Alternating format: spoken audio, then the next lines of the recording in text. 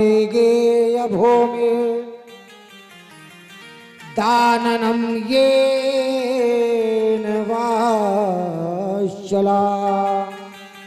हमें राजा बलि 3 कदम भूमि चाहिए।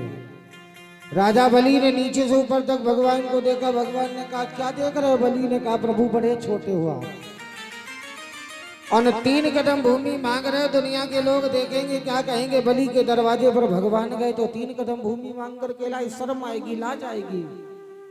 भगवान बोले अभिमानी है। अरे अभिमानी, आज तेरा अभिमान चकनाचूर मैंने न किया तो फिर कौन करेगा? और अभिमानियों का भगवान अभिमान कहते जैसे हाथी कहते को अंदर से खा जाता है, बाहर से सलामत रख देता है, वैसे ही भगवान अभिमानी का अभिमान खा जाते हैं। राजा बलि ने कहा प्रभु शादी ना हुई हो तो 2-4 पंडतानी बनवाए दूं। अगर प्रभु ऐसा कहो आपके 2-4 बीघा जमीन इत्यादि दरवाए दूं। भगवान बोले नहीं, केवल 2.5 कदम भूमि प्रश्न में है। राजा बलि ने कहा ठीक है प्रभु, संकल्प करो। शुक्राचार्य बन गए टोटी में मकड़ा बन करके। भगवान ने एक सीख उठाई, एक सीख उठा करके शुक्राचार्य की एक फोड़ दी। एक ही फोड़ी। भगवान कहते हैं सबको एक निगाह से देखो, अगर 2 निगाहों से देखोगे तो मैंने शुक्राचार्य की फोड़ दी। का माने इंद्र के बेटे की फोड़ दी, जयंत की। तो तुम कहाँ के हो? एक निगाह से देखोगे सबको भगवान में कल्याण करेंगे, और जिस दिन 2 निगाहों से देखोगे भगवान सबकी फोड़ दे दो, तुम्हारी भी फोड़ देंगे, ऐसे हो जाओगे। सबको एक दृष्टि से देखो। भगवान के पंडाल में बैठे हैं तो सब एक दृष्टि पर बैठे हैं। अगर एक बैठा है नीचे तो एक बैठा है ऊपर, ये नहीं होना चाहिए। सब समान होने चाहिए। आपत्ति काले मर्यादा नासी, आपत्ति में मर्यादा का नाश होता है। अगर आप जमीन पर बैठ करके कथा सुन सकते हैं, जमीन पर बैठ करके कथा सुनिए। कुर्सी पर बैठने का अधिकार नहीं है, और कुर्सी पर वही बैठ सकता है जो वो नहीं बैठ सकता है। अगर आप नहीं बैठ सकते तो आप कुर्सी में बैठ जाइए, कोई बात नहीं। आपत्ति में मर्यादा का नाश होता है। वैसे जमीन पर कथा तो कहती है जमीन पर बैठ के सुने, और एक तरह से इंद्री को इंद्री पर स्थापित करके कथा सुने। भगवान ने कहा दो रहे हो? शुक्राचार्य ने कहा मत दो। मत कर दान बलि को राजा बलि, मत कर दान जमी को। पता है या ही ने भस्मासुर को छलिलो, धरि के भेष जनी को। या ही ने मोर ध्वज छलिलो, सुत पर आरा चलवायो राजा बलि। तो मैं भी चलने आ गया। बलि ने कहा ये कौन है? गुरुजी ने कहा भगवान है। बलि ने कहा बताओ गुरुजी क्यों किए जाते हैं? गुरुजी ने कहा भगवान पाने के लिए। तो भगवान मिल गए तो फिर हमारा तुम्हारा रिश्ता खत्म। ताजो पिता प्रहलाद विभीषण, बंधु भरत महतारी। भगवान के कार्य में भाई विरोध करे तो छोड़ दो, मां विरोध बने तो छोड़ दो। भरत बंधु महतारी छोड़ दो। भगवान अगर पति भी भगवान के रास्ते पर विरोधी हो तो पति से भी रिश्ता तोड़ देना चाहिए, शास्त्र कह रहा है। राजा बलि ने कहा प्रभु अब नापिए। आप भगवान नापने लगे। एक ही पैर में तल बितल सुतल तलातल सब नाप लिया। एक पैर में जाकर के ब्रह्मांड में पैर रख दिया, गंगा जी निकली। एक पैर रह गया। राजा बलि से कहा भगवान हम कहाँ नापे? आप बोलो हम कहाँ नापे? राजा बलि ने कहा प्रभु ये बताओ धन बड़ा कि धन का मालिक बड़ा? अच्छा ये बताओ धन बड़ा होता है कि धन का मालिक बड़ा होता है? हम जिससे भी पूछते हैं यहाँ आज तक हमको चौथा दिन होगा किसी ने कोई हमको सही उत्तर नहीं दिया। और आना कानपुर वाली महानगर की कथा में इतने लोग उत्तर देने वाले बैठे होंगे महाराज जानकार। हमने किसी से भी पूछा, किसी ने कोई उत्तर नहीं बता पाया। ना गलत बताया ना सही, और पूछो तो मुंह घुमा लेते हैं लोग। क्या आता है तुम्हें? किसी से पूछो धन बड़ा कि धन का मालिक बड़ा, इतने गांव से पूछ के आना। ये बता देंगे कि रोटी में दाल अच्छी लगती है कि सब्जी अच्छी लगती है, सोने में नींद ज्यादा अच्छी लगती है कि जगना ज्यादा अच्छा लगता है, बेटों में कौन सा बेटा अच्छा है, खाने में कौन सी चीज अच्छी है, ये बता देंगे। लेकिन अगर पूछो कि धन बड़ा कि धन का मालिक बड़ा, तो नहीं बता पाएंगे। कथा सुनते क्या बड़ा है, बोलिए क्या बड़ा है? धन बड़ा कि धन का मालिक बड़ा? अपनी बहन जी से पूछो, धन बड़ा कि धन का मालिक बड़ा? क्या बड़ा है? तेजी से बोलो। मालिक ही बड़ा है। ताली जोर से बजाओ, ताली जोर से बजा दो भाई भैया जी के लिए और यजमान के लिए। धन का मालिक बड़ा है क्योंकि उसी का सारा धन है। राजा बलि ने कहा प्रभु आज धन के मालिक को नाप लो। अभी तक धन का मालिक ये कहता था ये मेरा ये मेरा ये मेरा, लेकिन आज हमारा सब कुछ खत्म हो गया। और जिस दिन मैं माया मरी न मन मरा, मरी मरी गया शरीर, आशा तो सुना न गई, सो कही गए दासो कबीर। भगवान मांगने के लिए गए, मांगना चाहिए। किससे मांगना चाहिए? मांगना किससे चाहिए? अरे मांगन से मरनो भलो, जो घर घर मांगन जाए। अरे भैया मांगने से मरना भला है, जो घर घर में मांगने जाए। लेकिन हम ते पहले ई मरे, हम ते पहले ई मरे, जिनके हो तो भय निकसत। अरे मांगने वाला तो मर गया, लेकिन उससे पहले वो मर गया जिसके पास है और निकल नहीं रहा। सही बात है कि गलत है?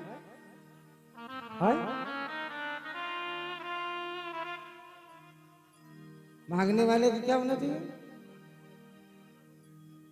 हाँ मांगना चाहिए, लेकिन मांगना भी वही चीज चाहिए जो हमारे देने के लायक हो। अब कह दो गले में ये सामने डाले हुए कह दो ये दे दो, तो थोड़ी दे देगी। हाँ वो पसंद आ गए हमको, कुंडल पसंद। आप हमारे ले लो, हम आपके ले लो। पक्का पक्का। अब हम ऐसे ही दे दें आपको, खोल के दें? मांगना नहीं चाहिए। मांगने से अच्छा तो मर जाना चाहिए। लेकिन जिनके पास है उनके अगर जेब से न निकले तो फिर उनका मांगना व्यर्थ हो जाता है। महाराजा बलि ने कहा प्रभु नाप लिया, भगवान ने कहा नाप लिया, राजा बलि को भी नाप लिया। तन का दान किया राजा बलि ने जब भगवान ने बलि को नापा, धन का दान किया जब सर्वस्व नापा, और मन का दान किया जब राजा बलि को देखा। है कोई दुनिया में ऐसा जो तन मन धन तीनों दे दे, भगवान को अर्पण कर दे, प्रभु ये ले लो? नहीं कोई दे सकता है। सुखदेव जी महाराज कहते हैं राजन बलि ने भगवान को बंदी बना लिया। भगवान ने कहा मांगो, बलि ने कहा प्रभु हमें 52 दरवाजे का भवन और हर दरवाजे में आपका दर्शन। भगवान ने दिया मंदिर, और मंदिर 52 दरवाजे का दिया। राजा बलि पूरब से निकलने वाला था ताकि पश्चिम से निकल पड़ा। राजा बलि के दरवाजे पर भगवान पहुंच गए। भगवान नौकरी करते करते 12 साल हो गए, और जब 12 साल हो गए लक्ष्मी जी को पता चला, नारद जी ने कहा तुम्हारे पति तो बलि के यहाँ नौकर बन के बैठे हैं। बलि ने कहा क्या करे? मैया लक्ष्मी ने बढ़िया सुंदर थाली सजाई, और थाल सजा करके राखी की थाल सजा करके बलि के आंगन में पहुंची। बलि से कहा भैया तुम्हारी बहन आई है। बलि ने कलाई पर राखी बनवाई। कभी भी भाई के मस्तक पर टूटे हुए चावल का दाना नहीं लगाना चाहिए। जो बहन भाई के मस्तक पर चावल का टूटा दाना लगाती है वो भाई बहन का रिश्ता सुरक्षित नहीं रहता है। कहा महाराज चावल टूटे हो तो क्या करें? अगर टूटे हैं तो उनमें से साबुत चावल भले ही 5 आप बिन लीजिए, उन 5 बिने चावलों को भाई के मस्तक पर लगाना चाहिए। इससे बहन और भाई का रिश्ता मजबूत होता है।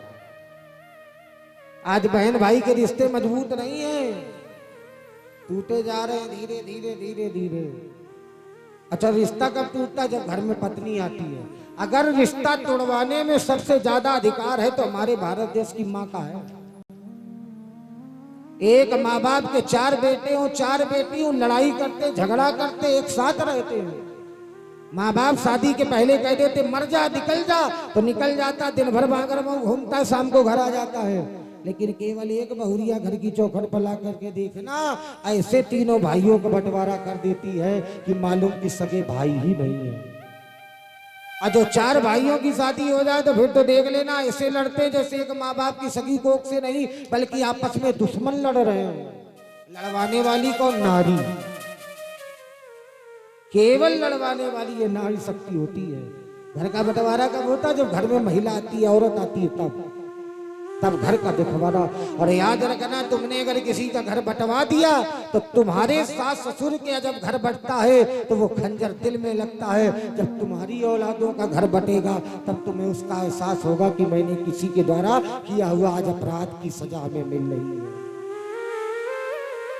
तुम्हारा घर बटेगा, तुम्हारी औलादे, अभी तो झगड़ा करके सास ससुर से बंटवा लेते हो, जब तुम्हारी 2 औलादे छाती से लगा के पालोगे और जब तुम्हारी औलादे तुम्हें तकलीफ देंगी तब एहसास होगा कि हमारी औलादों ने हमारे जीवन में क्या किया है, कि हमारी औलादों ने तकलीफ दी है। और देखो बेचारी ये मैया आई है कथा में, कहीं लाला को दूध पिवाई रही है, ये बैठी सामने, कहीं लाला को खींच रही है। जितनी सेवा इस लाला की कर रही है इतनी सेवा अगर भगवान की कर लेती तो लाला बड़ा होकर के इसको गाली जरूर देगा, चाहे देख लेगा। सबके दे रहे हैं, ऐसा कोई नहीं किसी के बच्चे ना हम दे रहे तुम दे रहे सब दे रहे। लेकिन अगर इतनी सेवा बेटे से ज्यादा अगर हमारे गोविंद की करनी होती, भगवान की करनी होती, तो मैं प्रमाण और प्रभाव के साथ कह रहा हूँ कि औलाद बड़ी होने के बाद बदल सकती है, लेकिन भगवान की सेवा बदलती नहीं। ताली जोर से बजाओ, 100 योजन पार कर देती है, 100 योजन पार कर देती है। साहब सेवा करके देखो, भगवान सवेरे उठता हूँ, चुन चुन करके श्रृंगार बनाता हूँ, सुन सुन करके जब अच्छे से देखता हूँ खूब अच्छे कायदे से बढ़िया प्यार से श्रृंगार करता हूँ। सवेरे देवी जी का पुना, महाराज तुम किसी त्योहार में नहीं रहते हो, ना कोई व्रत हो, ना कोई फंक्शन हो, ना बच्चों का जन्मदिन हो, ना कोई त्योहार में। एक बार करवा चौथ का व्रत था, मैं चला कथा में, देवी जी बोली महाराज जी एक भी बार आपके साथ हमारी करवा चौथ नहीं पड़े। हमने कहा क्यों? हमने कहा व्रत क्यों करती है? बोले माँ इसलिए व्रत करते हैं क्योंकि आपकी लंबी उम्र हो। हमने कहा तुम्हारे करवा चौथ का व्रत करने से हमारी लंबी उम्र नहीं होगी। अगर करवा चौथ का व्रत करने से हमारी लोग उम्र लंबी होती तो आज की माताओं की मांग सुनी न होती। क्या उन माताओं ने करवा चौथ का व्रत नहीं किया था? क्या जिन माताओं की आज मांग सुनी है उन्होंने भी करवा चौथ का व्रत किया होगा, लेकिन करवा चौथ का नारी के व्रत करने से पति की लंबी उम्र नहीं होती। हमने कहा बाकी बिहारी का भजन किया करो और बाकी बिहारी की चौखट में मांगा करो कि मेरे पति की उम्र लंबी हो। करवा चौथ करो न करो, लेकिन अगर मेरा गोविंद चाहेगा तो तुम्हारी उम्र जरूर लंबी हो जाएगी। मेरे प्यारे, तुम्हारी उम्र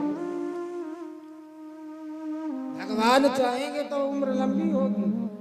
अब बोले बरगदाई आ रही है, पति की लंबी उम्र हो जाएगी। दिन भर व्रत करेंगी, पति पानी मांगेगा, बोले लेके पी लो, काहे को देता हूँ। सवेरे के पतो ना मैं व्रत ठाड़ी की ठाड़ी रह रही तो पानी पे भाई दूंगा। पति ही है, पति ही जिया है, अब पति के बिना कुछ भी नहीं। करवा चौथ नहीं भगवान की, तुम्हारा बेटा तुम्हारे घर से सलामत वापस घर में आवे, तुम्हारा पति सलामत घर से बाहर जाए, घर वापस आवे, तो जाकर के मंदिर को प्रणाम करना, कहना प्रभु आप तुम्हारी कृपा है। क्योंकि ऐसे घर होते हैं चाहते तो सलामत हैं लेकिन लौटते हैं तो कंधे पर लौटते हैं। साहब प्रार्थना करना ठाकुर जी से। सुखदेव जी महाराज गाने लगे, सुनिए राजा बलि का भगवान कल्याण करते, जो छूट जाएगा वो कल सुनाएंगे। कथितो वंश विस्तारो भवता सोम सूर्यो राज्ञाम चोभ वंशानाम चरितम परम अद्भुतम। मथुरा के राजा उग्रसेन, उग्रसेन महाराज का बेटा है कंस, कंस के चाचा है देवक, देवक की बेटी है देवकी। जब बिटिया सयानी हो जाए तो मेरी मैया ब्याह देना चाहिए। सयानी बिटिया को घर में नहीं रखना चाहिए, 25 साल तक में बेटी को ब्याह देना चाहिए। जो माँ बाप अपनी बेटी का समय से ब्याह नहीं करते हैं उन्हीं माँ बाप की जिंदगी में दुख मिलता है। मेरे भाई जितने भी माँ बाप बैठे हो, निवेदन के साथ कहूंगा, बिटिया की उम्र होती है कुछ ब्याह करने की। अब ये थोड़ी 40 साल की बैठाल रखो कह दो हमारी भी बिटिया बिटिया ही है ना। समय से बेटी का ब्याह कर देना चाहिए, समय से बेटों का ब्याह कर देना चाहिए। शास्त्र कहता है सांप को चाहे जितना दूध पिलाओ, मौका मिलेगा तो 10 लेगा। बिटिया को चाहे जितना लाड़ लड़ाओ, अगर नेक ढील दे दी तो कहीं ना कहीं हमारे कुल में दाग लगा करके चली जाएगी, दाग लगा के हमारे वंश में चली जाएगी। हमारे विद्वान कहते हैं चाहे जितना प्यारा हो बेटा, उसे सर पे चढ़ाना ना चाहिए। चाहे जितनी प्यारी हो बिटिया, घर घर में घुमाना ना चाहिए। बिटिया को मर्यादा में रहना चाहिए, बेटियों को मर्यादा में रहना चाहिए, क्योंकि हमारे राज्य की बेटियां माता पिता की पगड़ी है, भाई का अभिमान है। माता पिता की पगड़ी हो, बड़े फलाने की बिटिया बहुत अच्छी है, भाई का अभिमान है। लोग कहते हैं फलाने की बहन बहुत अच्छी है। माता पिता की पगड़ी, भाई का अभिमान, और मायके की चौखट की इज्जत है। ससुराल के दामन का प्यार, पति का सम्मान, बच्चों का दुलार, और सास ससुर की जिंदगी की रक्षा की सुरक्षा है। और जो नारी उस घर को मंदिर बना करके पूजती है, उसी नारी के आंगन में हमारे बाकी बिहारी खेलते हैं। मेरे भाई बाकी बिहारी खेलते हैं। जिन माताओं की बेटियां सुरक्षित हैं, बहन बेटियों से निवेदन है अपने माता पिता की मर्यादा निभाओ। जिन बेटियों ने मर्यादाएं अपने माता पिता की निभाई है, मायके में सर झुकाकर, ससुराल में सर झुका करके जीती है, वही अनुसुईया बन करके सब देवलोक की गंगा को पृथ्वी लोक की गंगा में अवतरित कर देती है। ये हमारे देश की नारियां और बेटियां हैं। बेटी कौन होती है? बेटी वो होती है जो माँ बाप के सम्मान की रक्षा करे, भाई के सम्मान की रक्षा करे।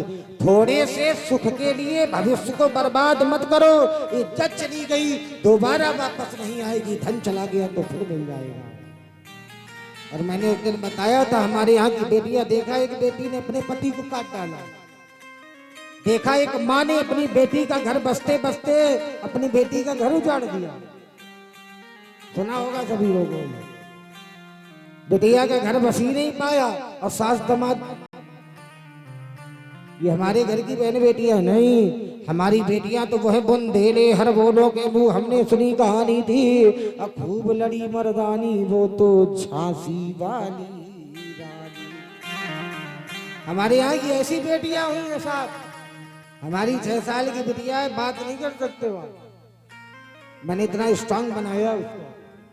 स्ट्रांग बनाओ, अपनी बेटियों को मजबूत बनाओ, सामने नजर झुका के चले, लेकिन अगर कोई नजर उठाए तो उनकी दोनों आंखें फोड़ दे। स्ट्रांग बने हमारी बेटियां। माता पिता की मर्यादाएं, ये तो आप एक कोना हो हमारी कथा का, एक कोना जहाँ हमारी कथा होती है, एक कोना भी नहीं हो आप। जितने अभी मैं बड़े वंश से आया हूँ, नहीं जितनी लाइव कथाएं चली उसमें आप तो देख लेना। लेकिन एक निवेदन करेंगे जहाँ हजारों की संख्या में बहन बेटियां होती है, निवेदन के साथ कहता हूँ, बहनों अपने माता पिता का सम्मान रखना, ससुराल में पति का सम्मान रखना। वो दिन तुम्हारी जिंदगी से दूर नहीं जो तुम्हारे आंगन में मेरे भगवान न खेले, तुम्हारी चौखट में मेरे परमात्मा न खेले। मैया देवकी का ब्याह किया गया और मैया देवकी ब्याह करके जा रही थी। कहाँ ब्याह करके जा रही थी? आकाशवाणी हो गई, आकाशवाणी हो गई। अष्टमो गर्भाति दुर्खाते इति कारणम। जिस बहन को बड़े प्रेम के साथ लिए जा रहा है, उसी बहन देवकी का 8वां बेटा तुम्हारा काल होगा। पकड़े बाल भोजराज कंत ने और देवकी मैया को जमीन पर पटक दिया। न रहेगा बांस न बजेगी बांसुरी। भोजराज कंत ने जैसे ही पकड़ा, वसुदेव जी ने कहा क्यों मारने जा रहे हो? कहा ये हमारे काल को जन्म देगी। वसुदेव जी ने कहा देखिए पिता का संकल्प, भगवान के पिता हैं। 8वें लाल से यदि भय है 8वां लाल अर्पण कर दो। यदि चाहोगे तो 8 के 8 तुम्हें अर्पण कर देंगे। 8 चाहोगे 8 दे देंगे। ये भगवान के पिता है। देखिए दुनिया की माया, लोग कहते क्या दिया है? जिन हाथों पर हथकड़ी लगी, अभी मेहंदी लगी थी, हथकड़ी लग गई, महावर लगी थी, बेड़िया पड़ गई। समय की मार बड़ी खराब है साहब। ये समय किसी को नहीं जीने देता, समय ही हंसाता, समय ही दिलाता, समय ही लोगों के आगे नचाता। समय जब आता तो लोग कह जाते, और समय जब बढ़ाता तो हम लोगों को सुनाता। हाथों पर हथकड़ी बेड़ियां डाल करके कारागार में डाल दिया गया है। मैया देवकी के पहला बेटा हुआ भोजराज कंस ने वापस कर दिया। नारद जी ने कहा पहला भी हो सकता है, बाद में भी हो सकता है। तुम्हें पता है, नारद को पता है जब तक पापी पाप नहीं करेगा तब तक घड़ा नहीं भरेगा। पापी पाप करे घड़ा भर जाए। हमारे श्री सुखदेव जी भगवान कहते हैं, राजन परीक्षित, नारद जी का पहला बेटा कहने पर देवकी का मारने लगे। देवकी जी रोने लगी और कहने लगे, मेरे लाल को